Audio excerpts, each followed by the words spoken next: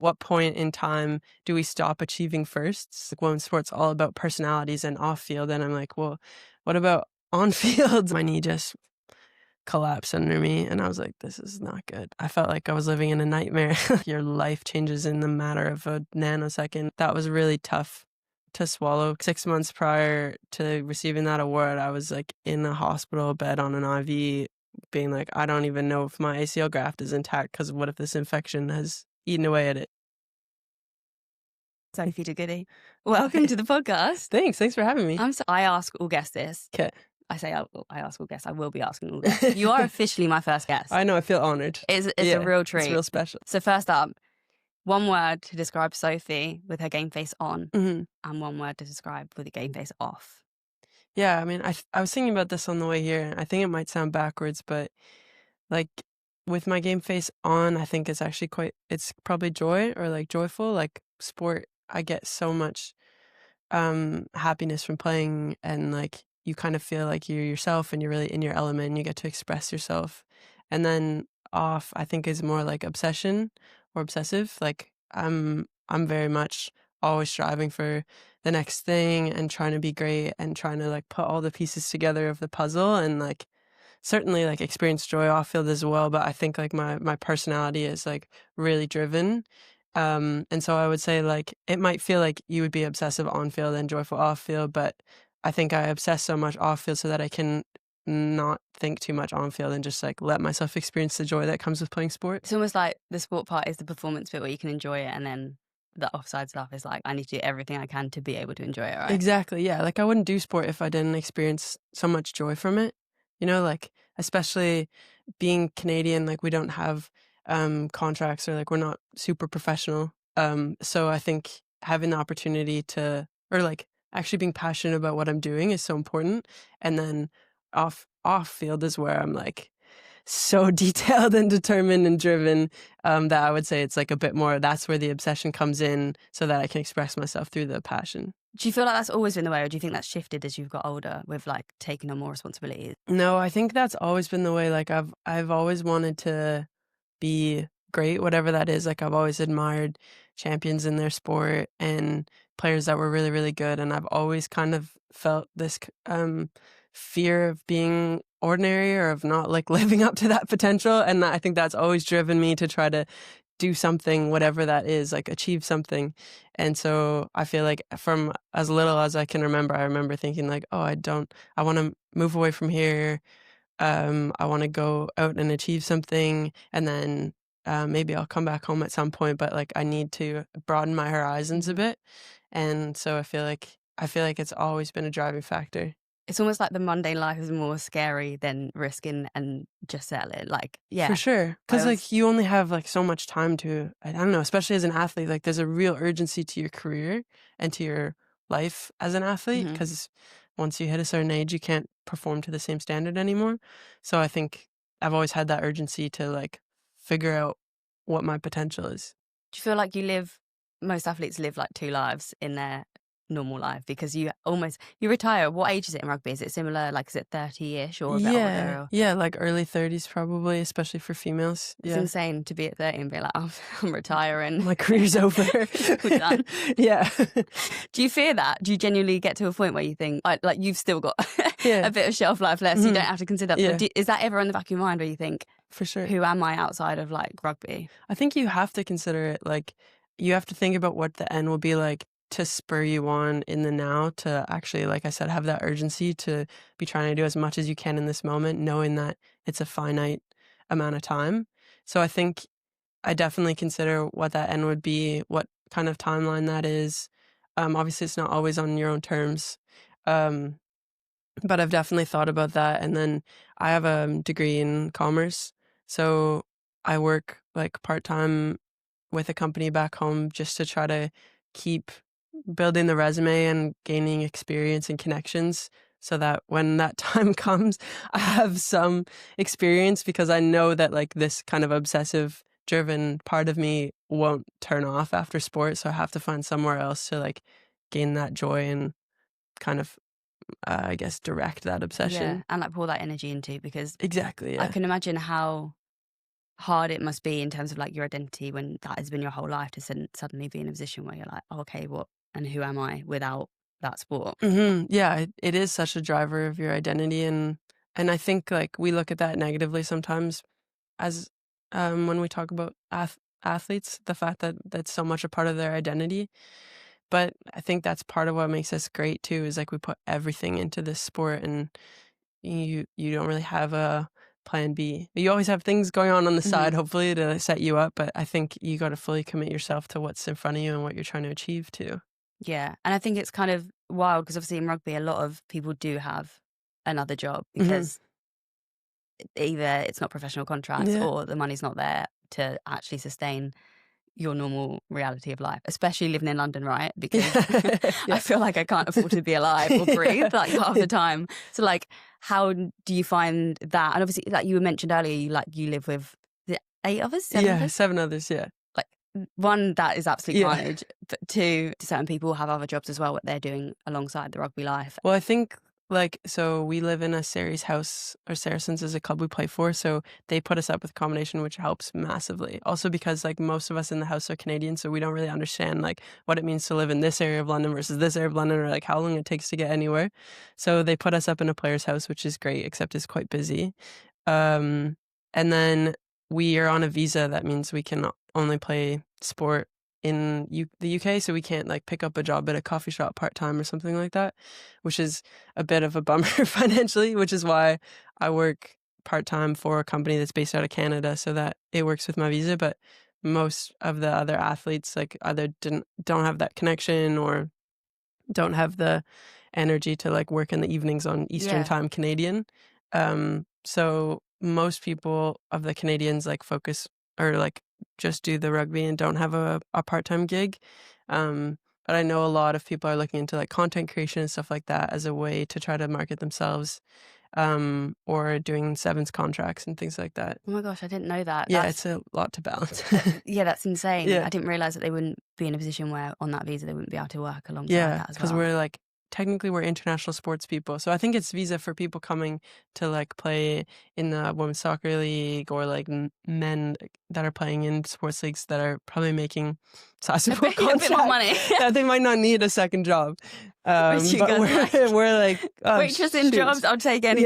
Yeah, Like, exactly. oh my god. But I mean, like I feel like especially because we have the board, like we have accommodation, it's certainly livable and it's a lot better than um, anything we would get back home or anything. It's just like you're not really saving for the long term, which is something that's important to me as we talk about like the finite career. So that's why I try to do something else on the side so I can gain that experience and also put some money aside. Yeah. Do you think in some ways it also takes the pressure away? Because technically, if you were in a position where you were playing and you wanted to kind of give everything to that, but equally you were like, I feel like I should be earning money or doing that Mm-hmm. alongside it, where you're in a position where the Canadians are in a position where they don't really have a choice to Mm-hmm. be doing that. So it's like I can focus all in on rugby Yeah, and just deal with what I've I got. think so. Like it kind of when you make the decision to come over here, you're committing to your rugby. So there's no question marks around like, while you're here, oh, I should be doing something else. You're here for this amount of time that you've decided, and you can extend that or you can go home. But yeah, you've committed yourself for that amount of time. So I think it does reduce some of that like decision fatigue of constantly going, is there something else I should be doing? What's it like living with all the Canadians in in London? Does it feel like a little takeover? Yeah, it's like a little home away from home, you Yeah. know?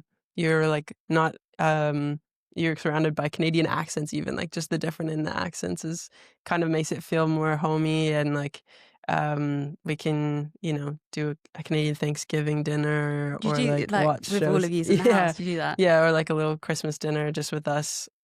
So it is nice because you kind of like bring some, there's not huge cultural differences between the UK and Canada, but you can just bring a little bit of that sense of home. Mm-hmm. Or like someone will go home to visit family and they'll come back with maple syrup or something because like it's Do you all hard put to in get requests? here. Yeah, exactly. Literally, we little put a list request for like ketchup chips, maple syrup. Ketchup chips? Yeah, it's a Canadian thing. I know like you guys have prawn and cocktail. We don't have that. We have like ketchup or You don't have whatever, prawn different cocktail flavors. crisp? Yeah. Wow. Do you like a prawn cocktail crisp? No. Oh. But there's plenty of things I like about here. Like the Yeah. bakeries are so much better. The coffee shops and stuff. Like it's nice. Like everywhere you go, you you can definitely get a nice flat white, whereas you go back home, people might not even know what a flat white is. So Really? yeah, Wow. yeah. Interesting. But no, it's nice. It's like a little home away from home, our little house. So in Canada, they don't really have that rugby league in that sense today, the same sort of way that they do Mhm. over here. Yeah, so like we have a professional women's hockey league, the PWHL, which just started a couple years ago, and a new women's soccer league called the Mm. Northern Super League that's just starting up. And then we're getting a WNBA team, the Toronto Tempo. So the women's sport, especially in the last probably like 3 years, professionally, is really expanding in Canada, but it's still hitting like kind of our main sports. So hockey for sure, and then soccer and basketball.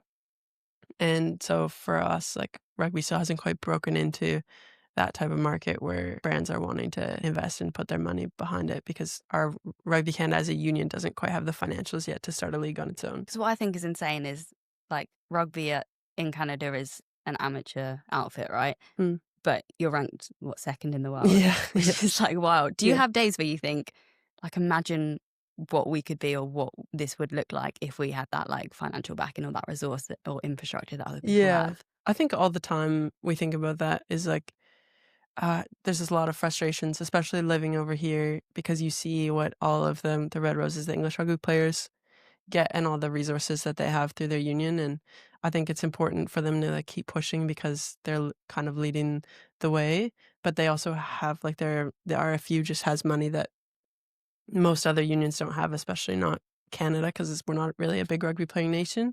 So as much as I think they're kind of showing the way that it could be, it's not realistic for us to follow in their footsteps yet. So it is frustrating knowing that we just don't even have the capacity to get there, even if we push for it. Everyone that plays for our team has to have a real genuine love for the game, because if they don't, like, you're not making enough money for it to be worth it as a job Mhm. option. So I think you get a group of players that are really specially committed to the team, and to their rugby careers. And then I think there's also like kind of a lack of entitlement, because we didn't like grow up thinking it was going to be some big special thing to be a professional rugby player. We just grew up wanting to do this because we were enjoying it. I guess with you on that as well, because you are from like a Yeah. rugby family, right? Your mum and dad both captain Canada. Yeah. Did that feel almost like inevitable that you would go into rugby? Or did you have a little bit of you that was like, I almost feel like I want to rebel and go the opposite way Yeah. because I don't want to try and follow in Yeah. those footsteps? I think probably both. Like there was an inevitability. Like I was at the rugby club every weekend, watching even like my brothers played or cousins. So watching rugby every weekend and therefore like playing it with minis growing up and stuff. But then I didn't want it to be like my whole life yet. And so I played like seven, like I think I did rowing, soccer, track, cross country, basketball, swimming, field hockey, like everything that I could to just like, I don't know, expand my horizons. And my parents were super supportive of that and put me into anything and everything. And then I love basketball and rugby so much that I ended up playing both at like the university or collegiate level, which is like probably a bigger deal in Canada than it is here, maybe. Um, so like up until I was 21, 22, I was still playing both sports, and then decided like I was probably a better rugby player and there was more opportunities for me in the rugby sphere. And I just like the physical aspect of rugby as well. Um, but I always had other things to like, I guess, diversify away from my parents' legacy. And then while I was doing those other things, I was able to establish myself enough in rugby and grow my confidence and grow my name to like stand on my own 2 feet once I decided to just focus on the rugby. Not even just external pressures, but from your like inside, you must kind of think, oh, Yeah. this is like what my parents have done. Should I be in a position where I'm doing X, Y, and Z? And should I be living up to that standard as well, right? Yeah, for sure. I think that's part of like the driven aspect too, is like you want to be great like your parents.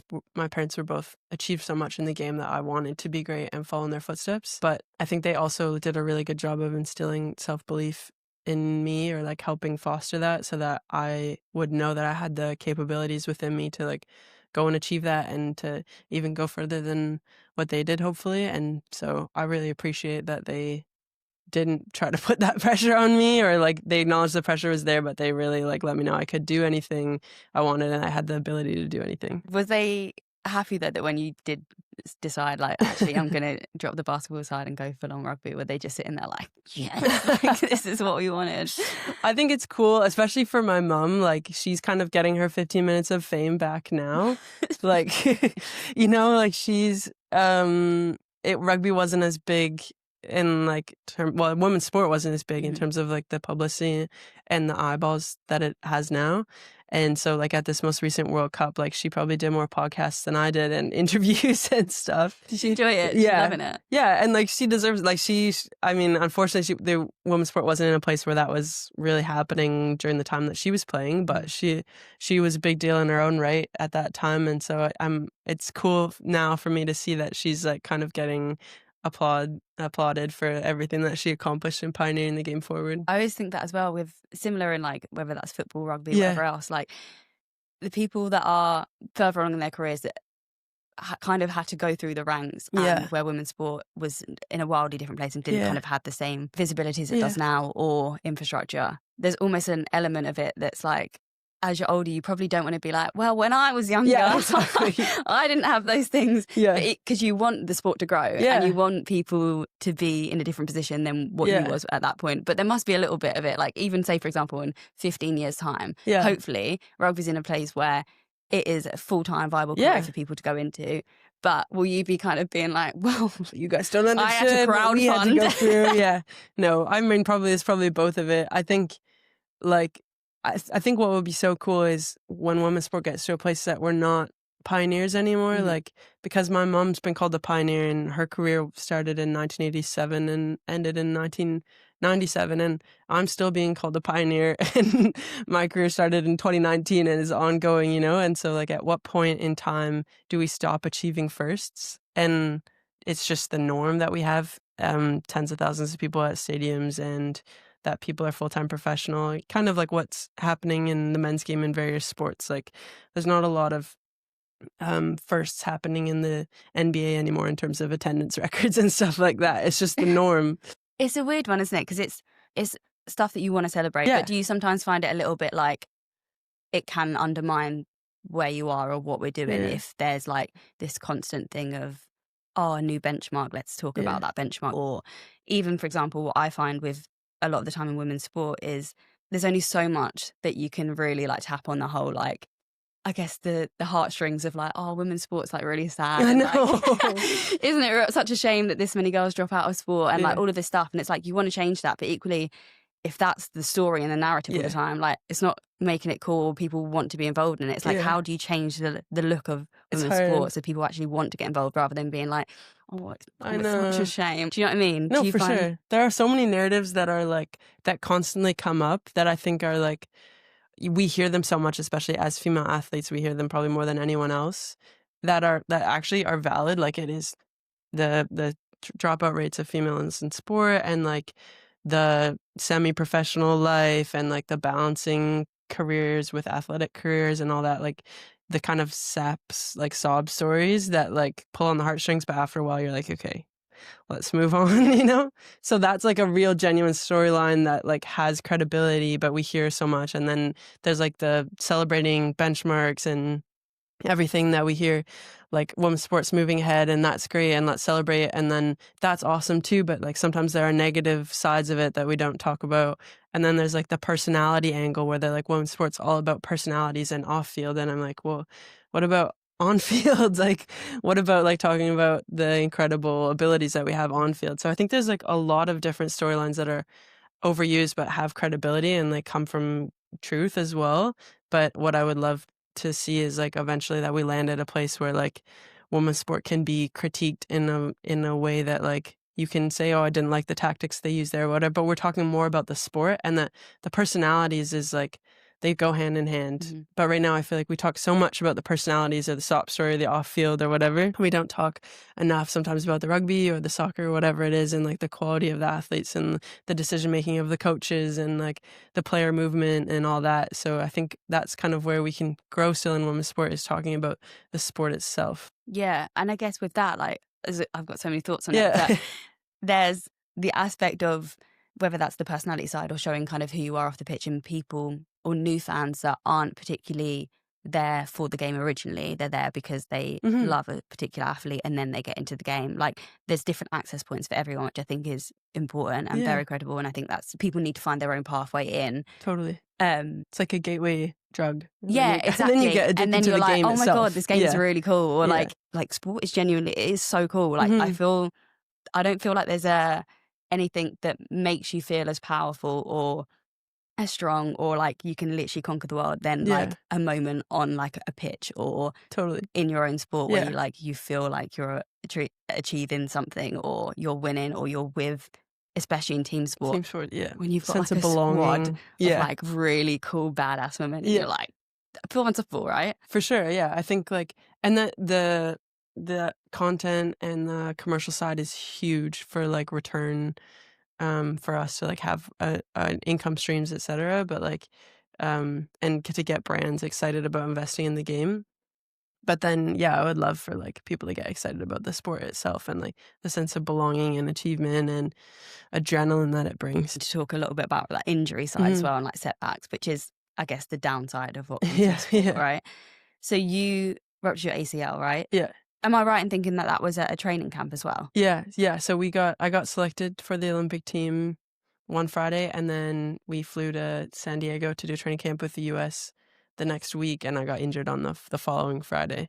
So it was, like, pretty quick succession, um, and, yeah, kinda, like, knew it right away, like, just went to Did do a you? cut, and, like, my knee just collapsed under me, and I was like, "This is not good," like, so I was, like, 99% certain before we even got the MRI through that it was my ACL, and then, yeah, I just kinda felt like it was, unreal, like, this kinda I felt like I was living in a nightmare, like, because I hadn't had any major injuries or, Mhm. like, my career had been relatively smooth to date, and then I was like, "How is this happening right now?" Was it painful when you went down? Mhm. Was yours like, because I know some people Yeah, it's experience it different for differently. everyone. Yeah. Yeah. Like some people can get up and walk again. Did Yeah. you get carried off or No, what? yeah, I tried to get up and put weight on it, and it collapsed underneath me again, so it was, like, quite unstable because I had done my MCL as well, so I kind of like I said, I knew right away I was 99% sure it was my ACL, but if it wasn't my ACL, it was gonna be something that kept me out for a while. It's the what ifs as well that go through your head, like in a situation like that as well. Like if I just didn't do that bit or if I just Yeah, hadn't turned up to this like today or it's so tough, yeah, you're definitely, like, playing all these things back through in your mind because, like, your life changes in the matter of a nanosecond of something not firing, and you're like, "Well, what if I'd had better sleep the night before, or we hadn't traveled, or, um, yeah, I hadn't done, like, a back-to-back weekend of playing," or whatever, you know?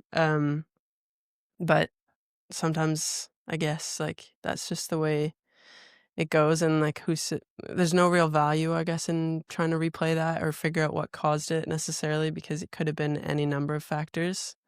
Um, so I could really just try to move forward, but it was pretty tough to, I guess, accept. And like I said, I just felt like I was living in this nightmare that wasn't, every time I woke up, I was like, I'm going to wake up and realize this was all just some horrible dream. But I had to go through it. Yeah. yeah, there's no option out of it. Yeah. It's because that was just before the Olympics, right? hmm So you'd obviously not only is it the injury and then knowing that you're out for part of the hmm season as well. It's like an Olympics that comes around like every like 4 years. hmm Do you feel like you're like almost grieving a life that you think that you should be living, right? For sure. Where Yeah.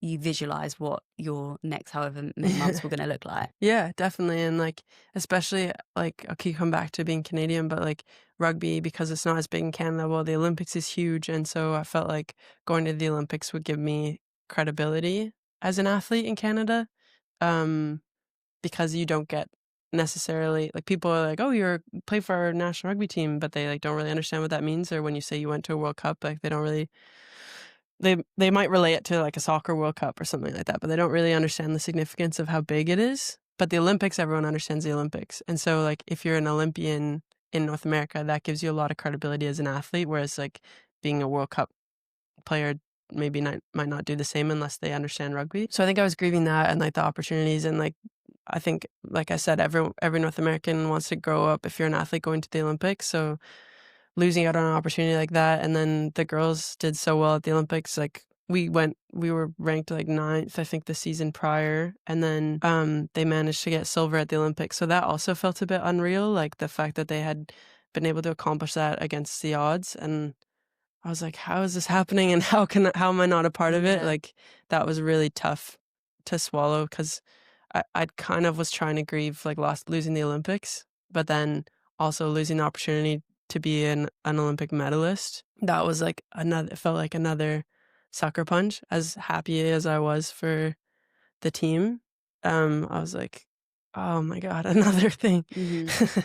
Just pile it on. It's like the mix of emotions of like you want to be Yeah. happy for them And because you feel guilty. yeah, Yeah. like it's so complicated, Yeah. right? Did you watch? Like, could you watch? Because No. I Yeah. think I wouldn't. I kept up to date with like how they were doing. And like some of my closest friends are on that team, but I just like couldn't um fathom like the emotions of watching it, of like wanting them to do well, and also like grieving that I wasn't there and that I wasn't a part of it and whatever. So I think like yeah, I couldn't watch it. Like, even with not even Yeah, yeah, yeah, yeah. near the same Yeah, yeah. scale, No, no, but yeah. like even with not being able to, like, I haven't been able to play a football game for 2 years Yeah. because of my knees, Mhm. and even that, when I first had my first surgery, Yeah. I wanted to show up for the girls and I wanted to go Mhm. support them and watch the games each week, but like even that, like I had to step back, like I couldn't, and that was like still a very like low Mm. level. Even the pain of like, I want to be on that pitch and I want to be Yeah. playing and I want you guys to do well. And then almost feeling like an outsider, especially in a Yeah. team sport You when don't you're a feel like you're part part of of it. it. And it's hard because people will tell you that like you were a part of it or whatever, but it kind of feels like a bit of like you kind of feel like I don't want pity, and like Yeah. I wasn't there. And like that's something that I have to sit with and um accept. And like, yeah, your logical brain knows that you were part of the build up, but like I wasn't a part of the big dance. Hmm. So I think, yeah, just like what you're saying, it's hard to like sit through that and navigate the emotions of like wanting them to win, and then also not being a part of the win when they do get it. In terms of like the recovery and the rehab itself, Mhm. was you rehabbing in Canada, yeah. Canada? Did you find that easier being back home Mhm. or harder? Um, I think it was easier for me because I was not face to face with what I was missing out on. Like I wasn't like confronted with that on a daily basis, so I could like kind of be on my own, have my own little rehab group, my own little rehab world. And I feel like I kind of like the way that I knew how to deal with it, which whether this was the right way or wrong way, I don't know, but was to like kind of pull myself back and like insulate myself and just kind of like protect my psyche from everything else that was going on, and just try to focus on like the next day and the next day and the next day. And my rehab was like really non-linear because I had an infection and stuff like that. And so it was like the biggest like journey of ups and downs. So it was really important. I felt like the best way I knew how, and I know that maybe like some of my teammates we've chatted since were like, "Why did you pull away? Like we could help you." But the only way that I knew how to deal with it was just myself, because I didn't want to witness what everyone else was Hmm. going through. I'm similar in that sense of like, I wouldn't ask for help or reach out for people. I'm Mhm. very like independent with Mhm. what I'm doing and I want to just kind of get on with it. I do myself dirty. I don't know Yeah, about me you. too. Yeah. Like so much. I'm like, it doesn't have to be this hard. And Yeah. I'm making it I'd this make hard for myself myself. go to a dark place. Yeah. Yeah. Literally, I'm like, just cut all ties and just Yeah. crack on with stuff. But I didn't want that to be the normal. Like I wanted to make it so abnormal, and like this is rehab and it's delineated and separate from my normal life. And so like, yes, I'm in this dark place, but like I have my insular team, and I don't want to get comfortable in this place because I don't want this to be like the normal version of who I am. I don't want this to be like, I want this to be a blip in time that challenges me, that I learn from, but that I can like move on from and park it. And whether that's the right way to do it, I don't know, because it was a pretty dark time. But like it was a coping mechanism to try to keep it separate from like who I was in the rest of my life. And like this wasn't going to be the norm that I was out injured or rehabbing or whatever. This was just like a period in time, and so I tried to separate it from the rest of my life.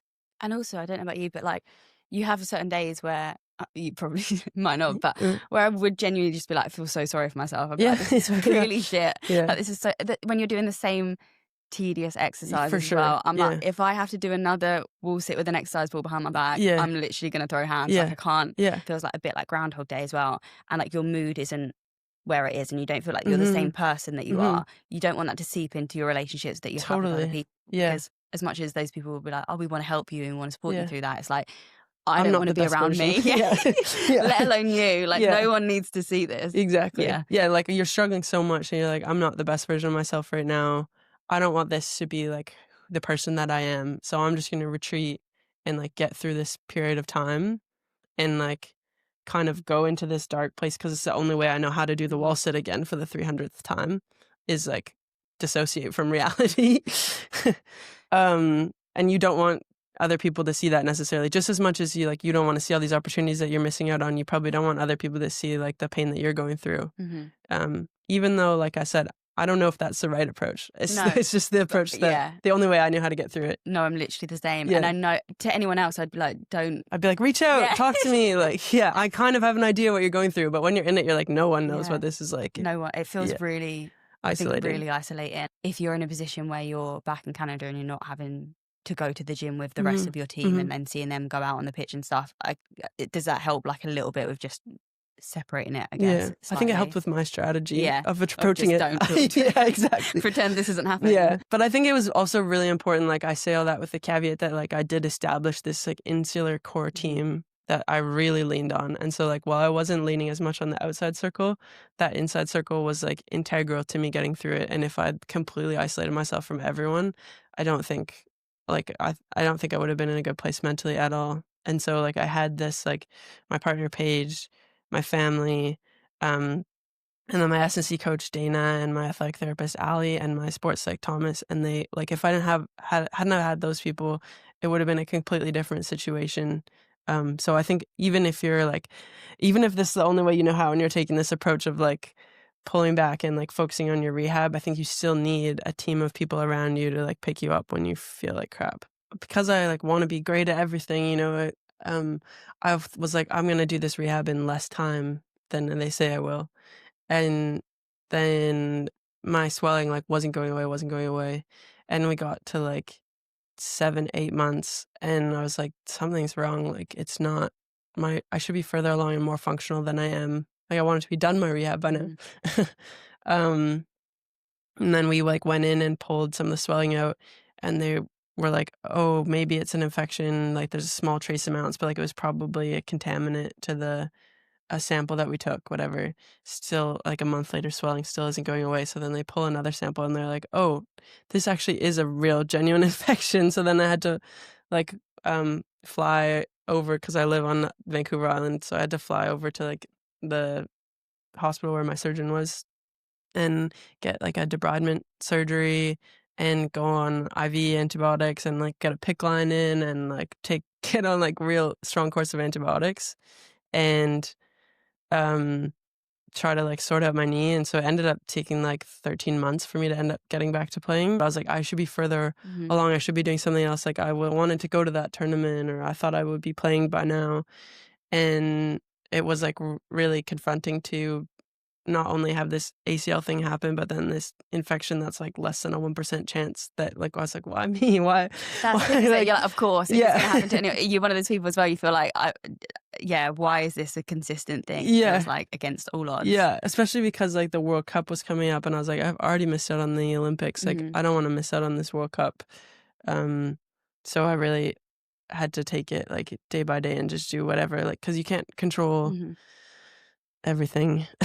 So, I had to just, like, control what Unfortunately. I could. How long did you have essentially from that infection point to when the World Cup was gonna be? I got my debridement surgery, so they found out that it was infection on April 17th, I think. May, June, July, August, like, 4 months out from World Cup. Yeah.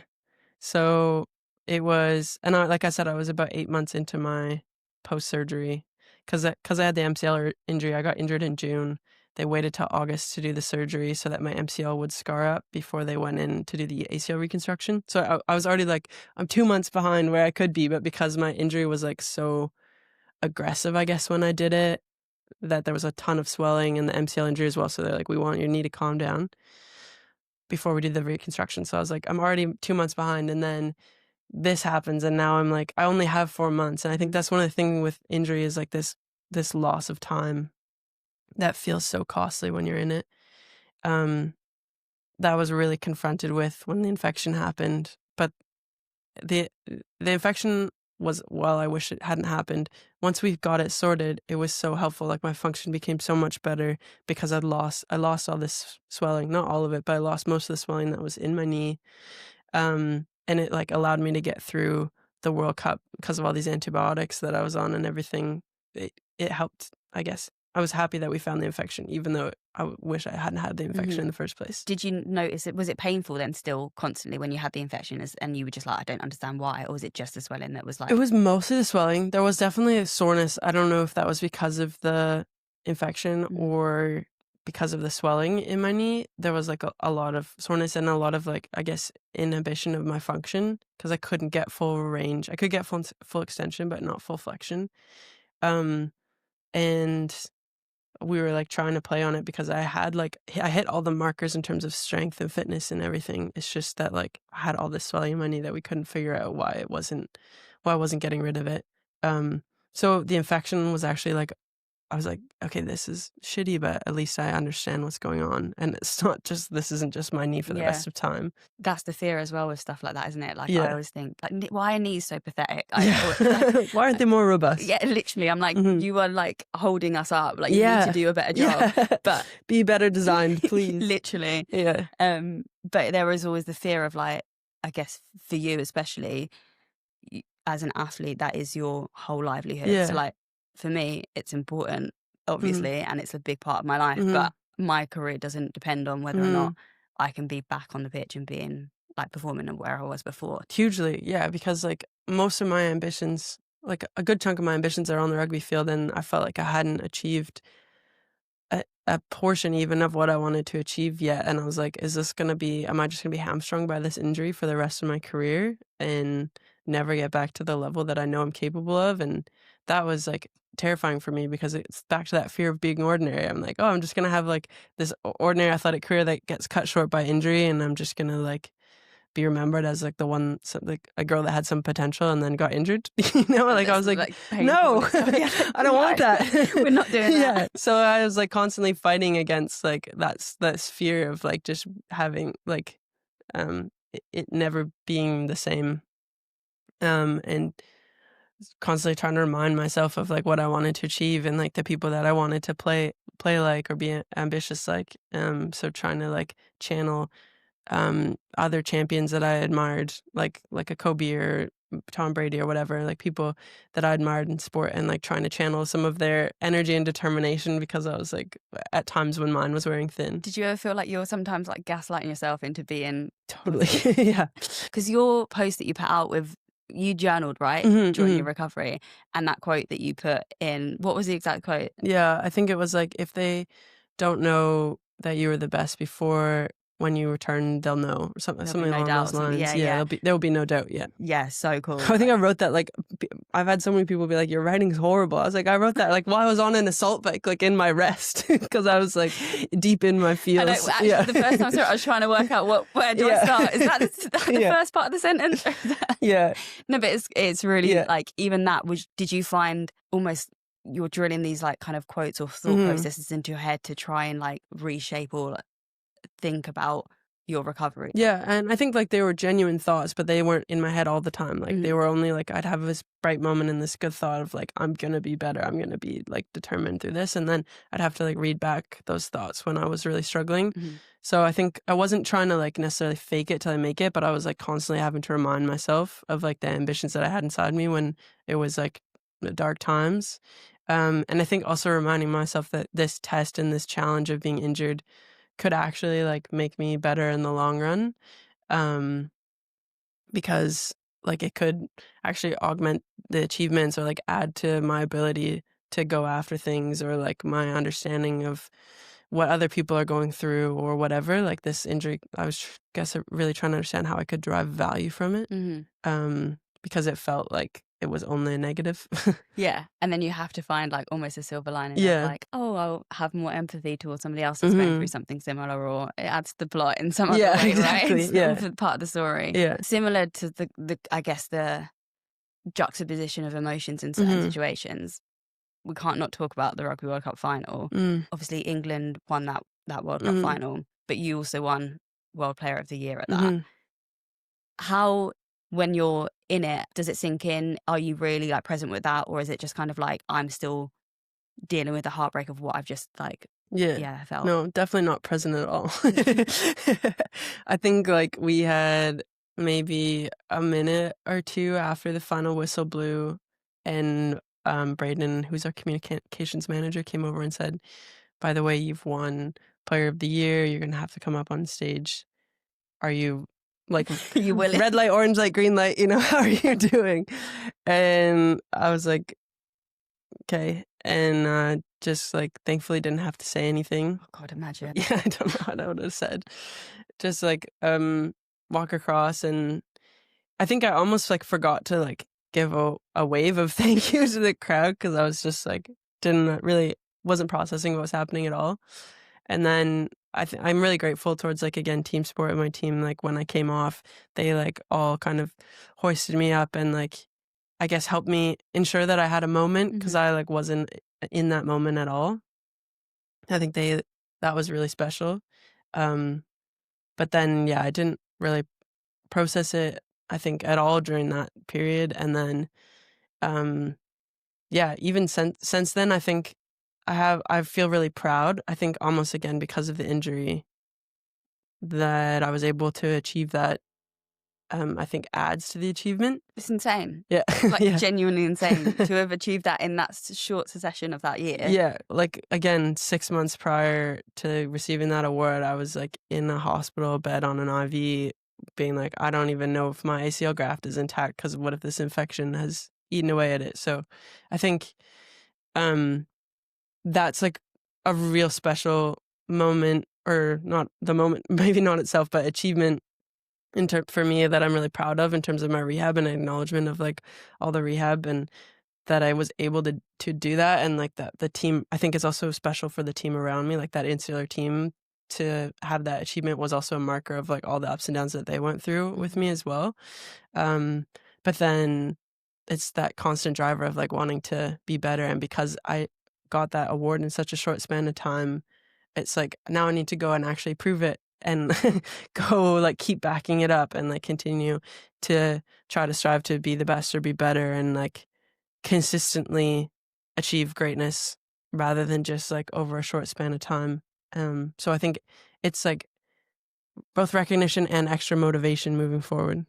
Yeah, I think we've talked about, like, the whole mundane life. Like, Yeah. when you look at situations, you're like, that's not a mundane Yeah. situation, right? You already know you're in a top percent with stuff like that. Mm. But when you're surrounded by people that are high achievers or you are ambitious or Mhm. whatever else, you're always striving for the next thing. So do you ever find that you actually don't really take in or appreciate, like, who you are or what you're doing Mhm. because you're so obsessed about achieving the next thing or because you don't switch off? I think probably more the former, like, especially prior to my injury, I was like, "I am the best player in the world," like, I really believed it, like, when I was playing at my best.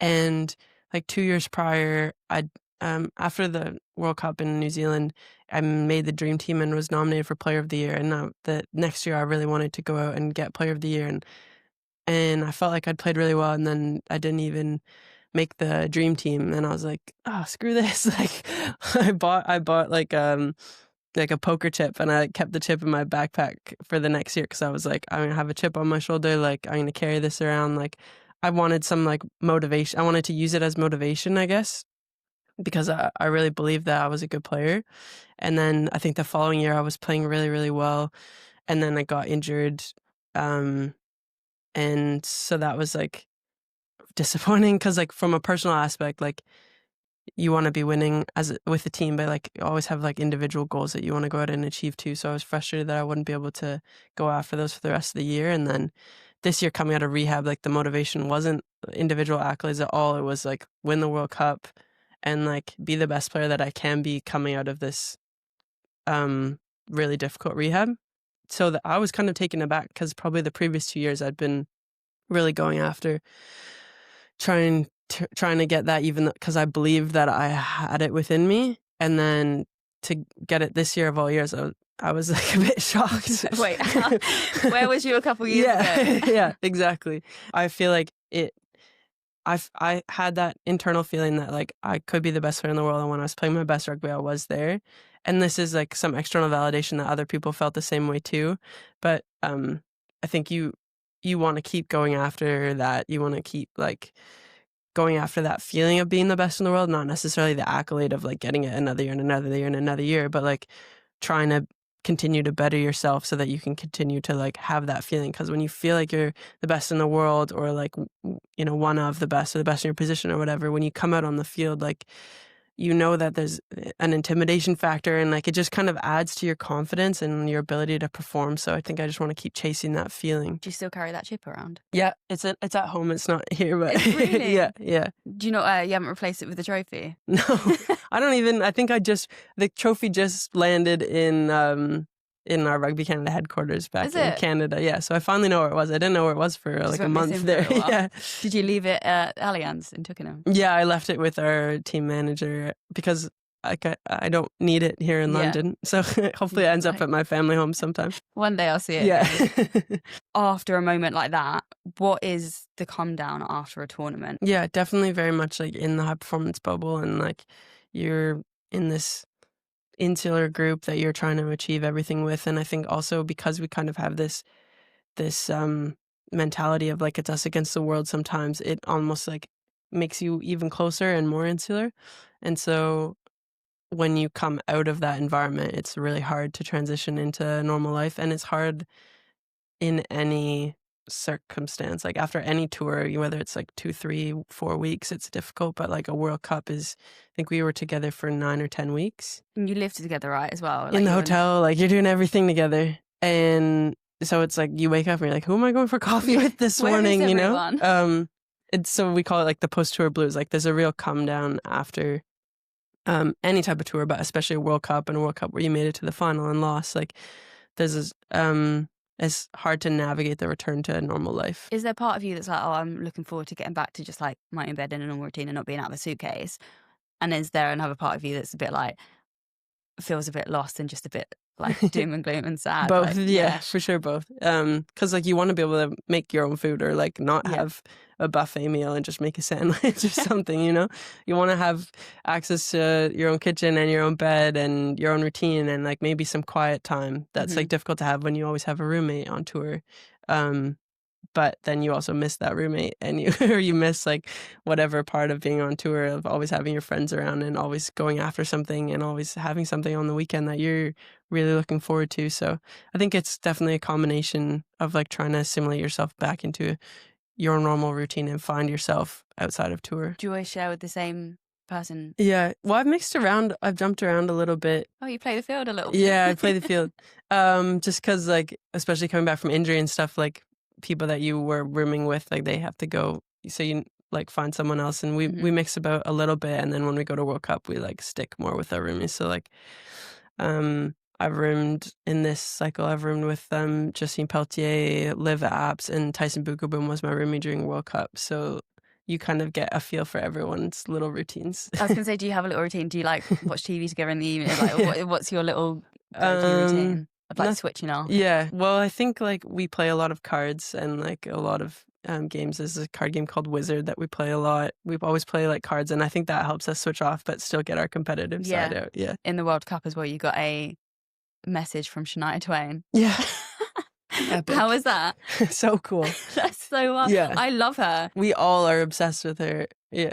Do you play her music ever in the... Definitely, like coming off the bus or like or in the gym or whatever. I think like I think to have like a recognition from a Canadian superstar was so cool for us, because it was like, again, trying to grow the game back home is like part of our whole remit. So to have someone that big in Canada care about what a rugby team was doing and be wearing a Canadian jersey was just like mind blowing. And also like the Let's Go girls. Yeah. When that comes on, I feel like I can legendary. Go and bust up. Yeah. Yeah.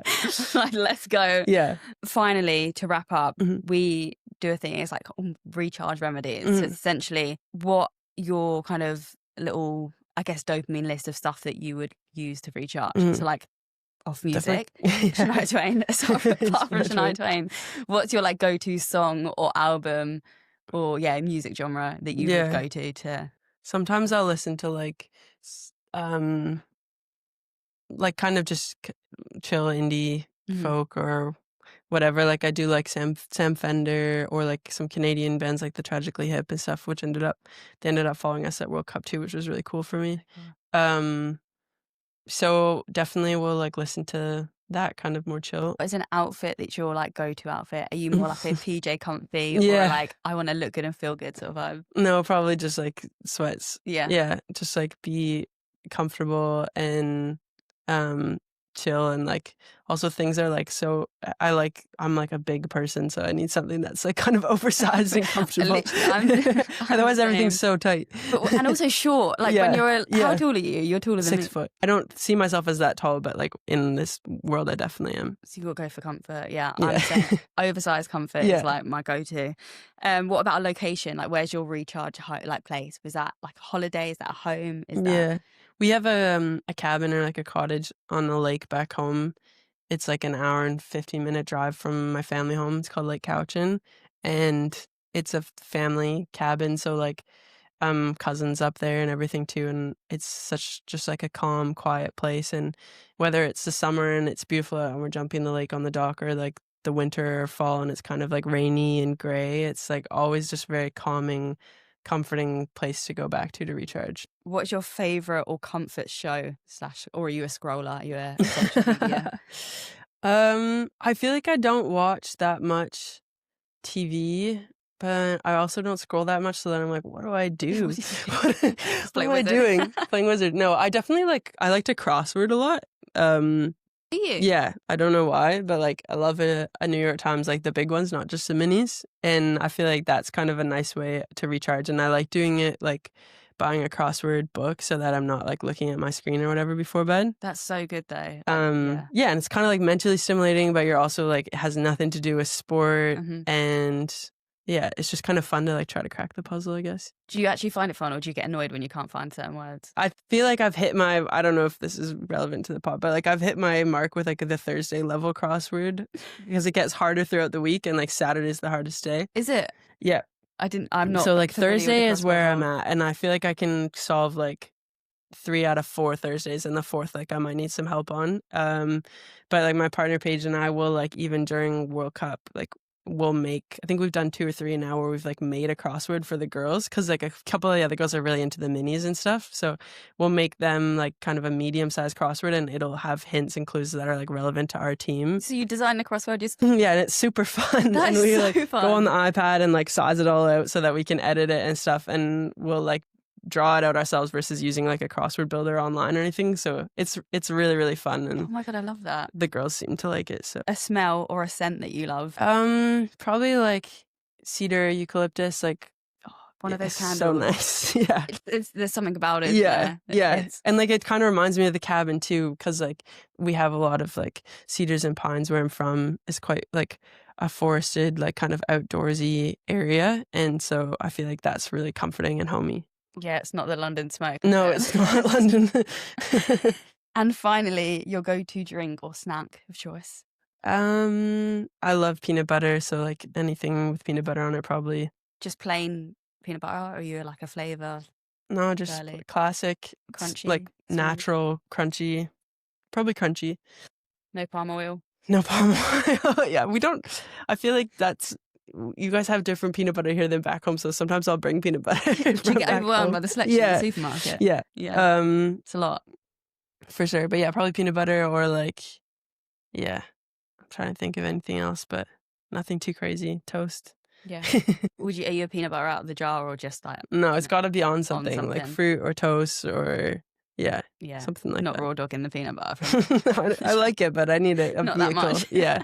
Thank you so much for coming on. Thanks so You've much for been- having me. Yeah, I feel like I could talk to you all day about so Yeah. much stuff, but it's been an absolute pleasure. Well, again, I feel very honored to be your first guest, so